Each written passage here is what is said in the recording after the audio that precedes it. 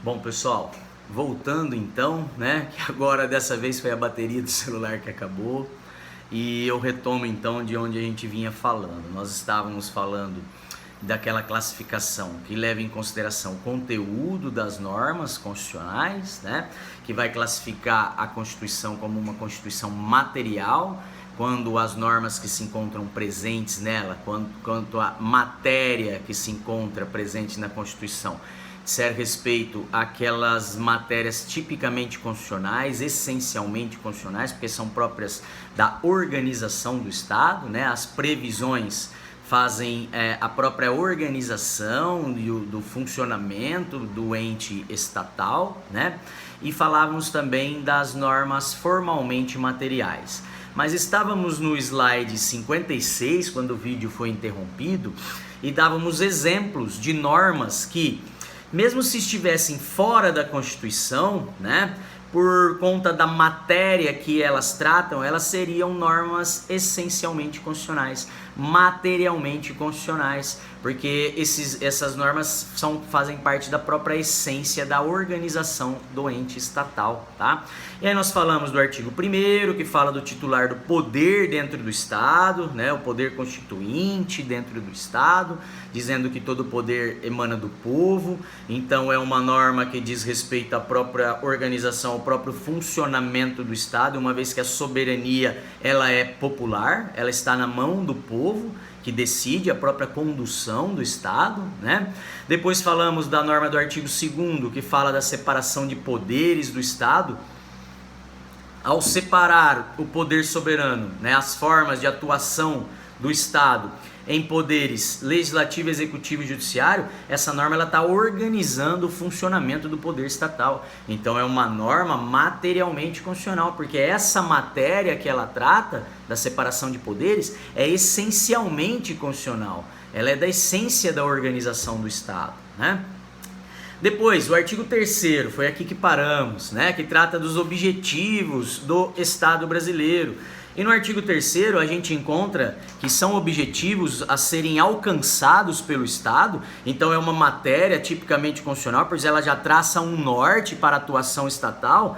Diz que é objetivo construir uma sociedade livre, justa e solidária, garantir um desenvolvimento a nível nacional, né? Erradicar a pobreza e a marginalização, bem como as desigualdades sociais e regionais, né? Reduzir as desigualdades dentro do Estado brasileiro. Então vejam, esse rol, né, de objetivos que o Estado deve perseguir.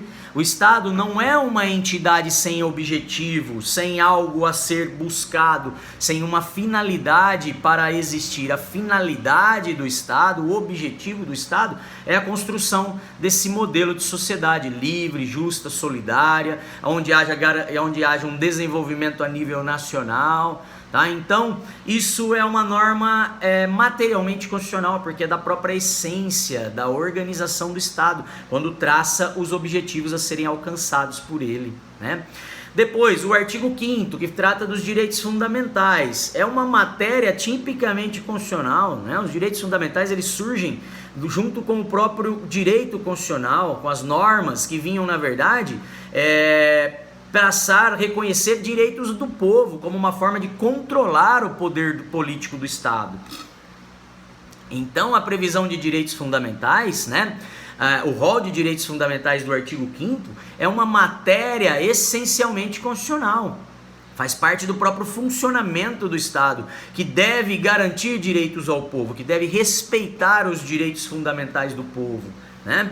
E por fim a gente traz ainda como exemplo de uma norma materialmente constitucional, porque como eu falei, mesmo que ela estivesse num texto esparso, fora da Constituição, como instrumento único, ela ainda seria norma constitucional, né? Porque a matéria abordada por ela é tipicamente de organização estatal, com o artigo 18 que identifica as unidades da federação, que divide o território brasileiro em União, Estados, Distrito Federal e municípios. É uma norma de organização do Estado, por isso uma norma materialmente constitucional, né? Então, como nós dissemos, mesmo que essas normas não fizessem parte de uma Constituição escrita e fossem fruto de produção de legislação esparsa, variada, vários textos, esses textos de norma, estas normas, ainda assim seriam constitucionais, né? Porque elas tratam da própria essência da organização do ente estatal. Então são chamadas de normas materialmente constitucionais, porque a matéria que elas versam são de perfil constitucional, ok? E as normas formalmente constitucionais? Já são aquelas normas que são colocadas na Constituição, mas que não fazem parte desse núcleo de organização do Estado, desse núcleo de estruturação mínima do Estado, né? Então são normas que só são constitucionais porque foram colocadas na Constituição, porque a matéria que elas versam não fazem parte dessas normas de organização do Estado, e aí chamadas de normas constitucionais na sua essência. Tá? Então são normas que, apesar de sua importância, tá, elas não fazem parte da estruturação e da organização do Estado. Por isso, elas poderiam até não constar da Constituição, né, virem a serem estabelecidas, a serem aprovadas por meio de processo legislativo comum, por meio da aprovação de uma lei ordinária dentro do Estado. Tá? Então, elas são matérias que não são constitucionais, mas elas são normas constitucionais porque esse texto, essa matéria foi colocada na Constituição e aí sim elevada ao patamar de norma máxima, né, que passa por um quórum especial, né, por um processo mais solene de aprovação. Então, mesmo não sendo da matéria de organização do Estado, elas são ainda normas constitucionais, mas elas são normas constitucionais quanto à sua forma, por isso o aspecto formal, né? Por isso essa classificação ela leva em consideração o conteúdo da norma, mas é só com relação à forma, por isso que ela é tida como norma constitucional, tá? Então podemos afirmar, né, podemos concluir que são normas formalmente constitucionais, essas normas que são constitucionais só contra a forma, só contra esse seu aspecto formal, quanto às formalidades que foram observadas para a sua aprovação, tá? E elas constam da Constituição do Estado, porém, quanto ao seu conteúdo, quanto à sua matéria, né, elas não seriam normas constitucionais, normas tipicamente ou essencialmente constitucionais, porque elas não tratam do núcleo essencial da própria organização estatal, ok? Exemplos de normas formalmente constitucionais: o 231 da Constituição, que menciona os índios, né, que trata da figura dos índios dentro do Estado brasileiro. O 242 é um ótimo exemplo para ilustrar, né? O 242 fala do Colégio Dom Pedro II no Rio de Janeiro.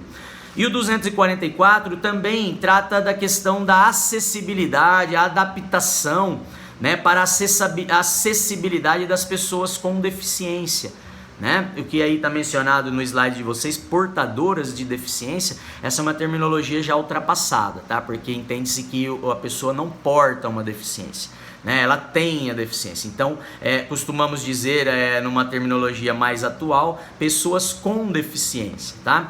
Então, o artigo 244 também não trata de uma questão constitucional. A questão da acessibilidade às pessoas com deficiência poderia perfeitamente vir através de uma lei ordinária, como acabou depois sendo produzido o Estatuto da Pessoa com Deficiência, né? Então, essa previsão do 244 poderia estar lá no Estatuto, porque não é norma essencialmente constitucional, mas ela foi colocada na Constituição, então formalmente ela é uma norma constitucional.